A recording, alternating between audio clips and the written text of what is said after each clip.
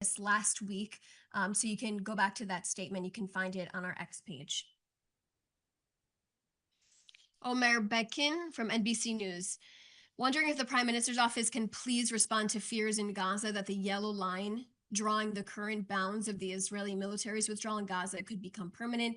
Can the Prime Minister's office provide any comments on whether this boundary is expected to become permanent and address the concerns that it will? So in terms of this, for the foreseeable future, Israel will have overall security control of the Gaza Strip.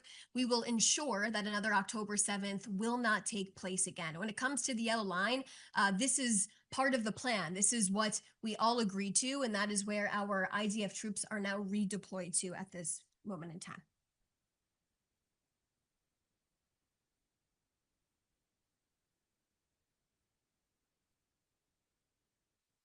Okay, this is a follow-up question. Actually, I'll take this from Lior Soroka, and I'll get to the follow-ups afterwards. Can you confirm that Israel allowed the United States to operate drones over Gaza, as reported in the New York Times?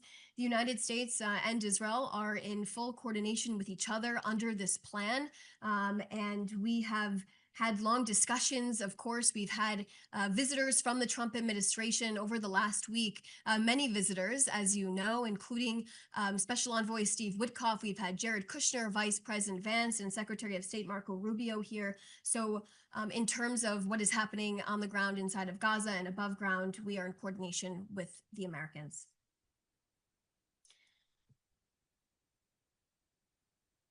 Sky News, Celine, when will the Israeli government allow journalists unrestricted and independent access to Gaza? If there is a policy change on that, I will let you know.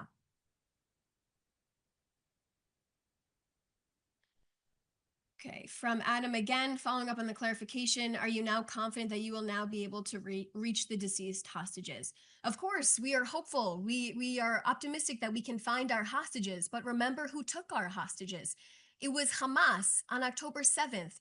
Remember, these deceased hostages were also alive on October 7th. They were murdered either on October 7th, on that horrific day, or they were murdered in captivity, with the exception of one soldier who was murdered and kidnapped back in 2014. We are seeking for the release of all of our hostages at this point in time, and we will continue to do so. It has been 2 weeks. We have upheld our side of this agreement, and we are demanding that Hamas is upholding their side of the agreement as well. They committed to releasing 48 of our hostages. Why am I standing here 14 days later plus, and there are still 13 deceased hostages of ours that are in captivity? And this is from Jean again. Yes, there was a statement last week, but as you know, ministers have commented, including President Trump and Vice President Vance. So as of today, what is your position, please? It's the exact same position that we have laid out last week.